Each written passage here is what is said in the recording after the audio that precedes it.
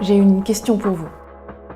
Au pic de la crise pandémique, le service de réanimation de l'hôpital Saint-Florent est débordé. Un jour, alors que 2 lits seulement sont disponibles, 5 patients gravement atteints arrivent.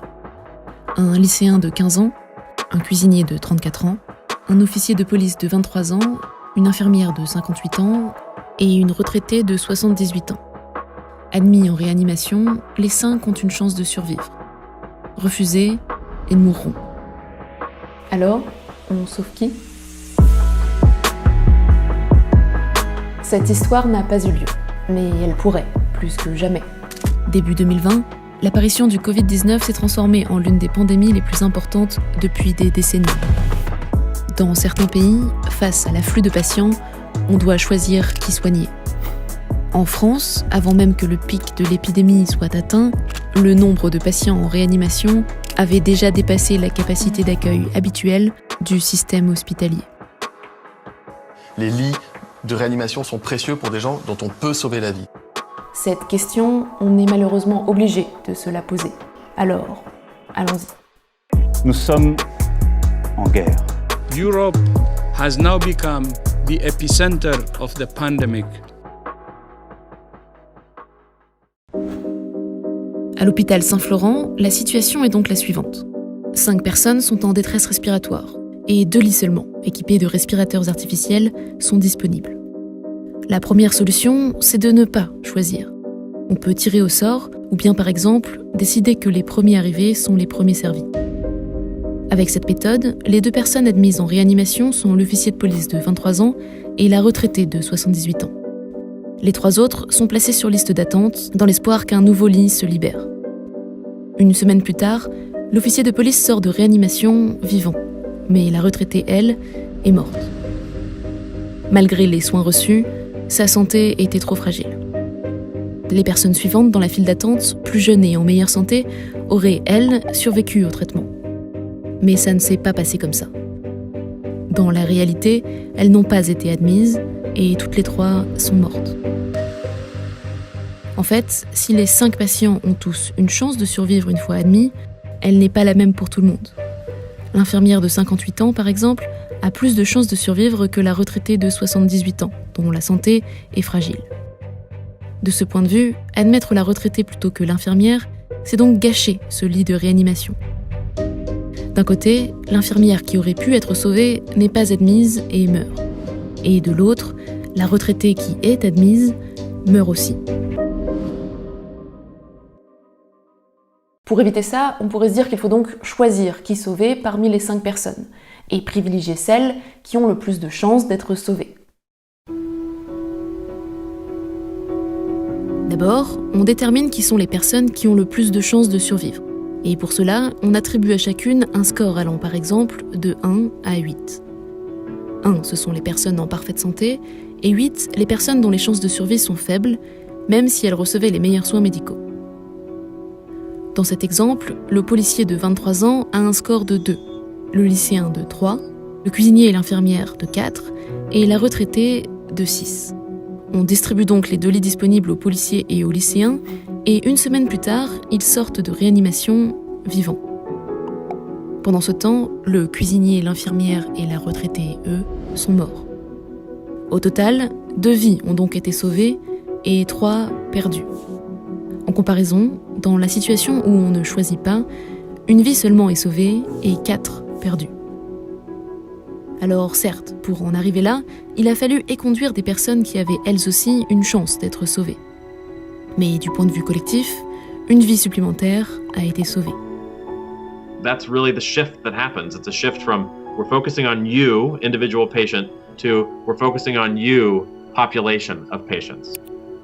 Douglas White est spécialiste en médecine de soins critiques et directeur du programme d'éthique et prise de décision médicale de l'Université de Pittsburgh. Selon lui, lorsqu'on ne peut pas traiter tout le monde, ce qui doit primer, c'est l'intérêt du plus grand nombre. Et l'intérêt du plus grand nombre, c'est de sauver le plus de vies possible. Mais pas seulement. À l'hôpital Saint-Florent, un nouveau lit vient de se libérer. Si on veut sauver le plus de vies possible, il doit revenir à la personne qui a la chance de survivre la plus importante. Le problème, c'est qu'elles sont deux.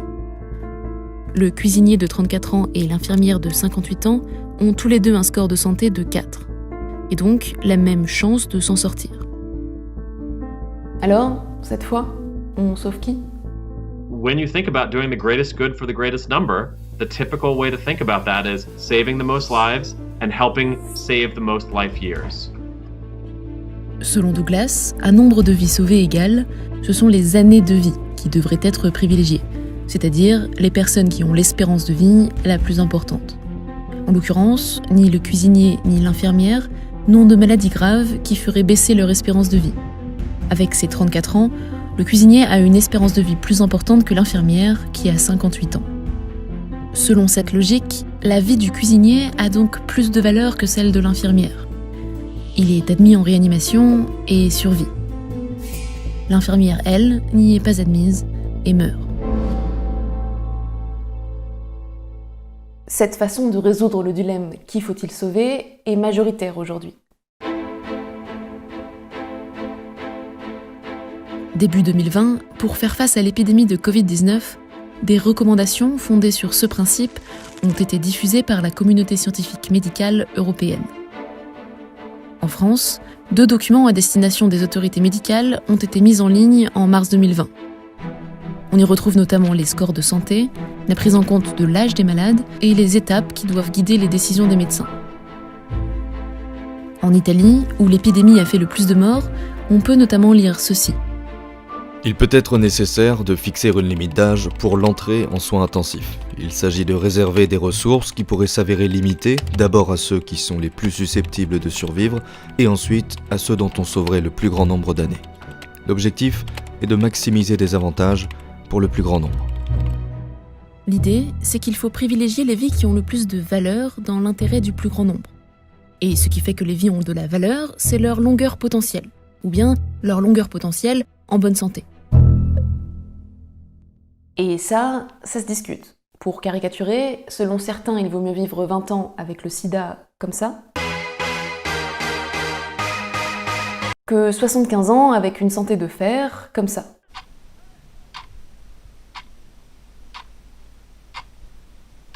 Bon, ça aussi, ça se discute. Le truc, c'est que pour l'instant, ce n'est pas beaucoup discuté, justement.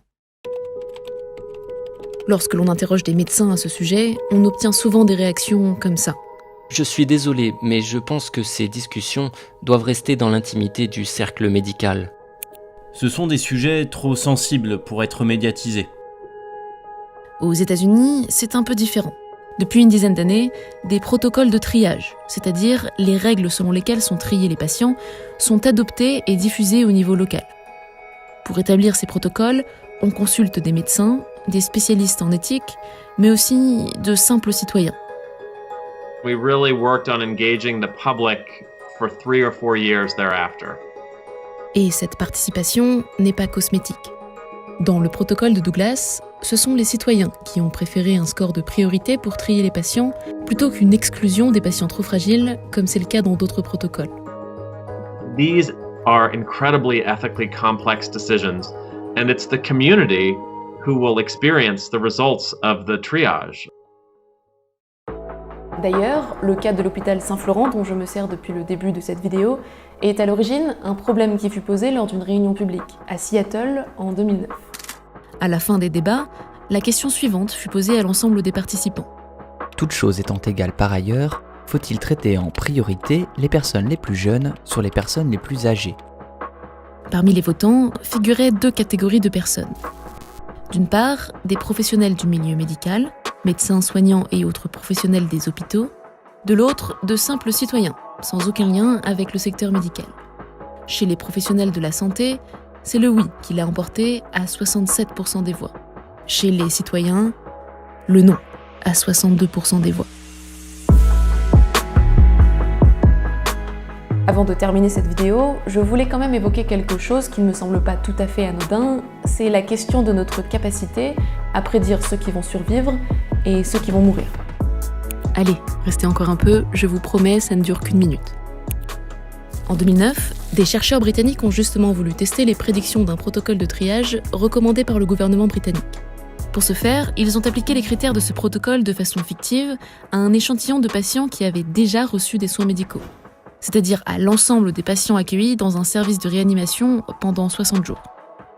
Sur les 255 patients accueillis, 116, soit 46% des patients, présentaient selon le protocole un état de santé insuffisant pour être admis en réanimation.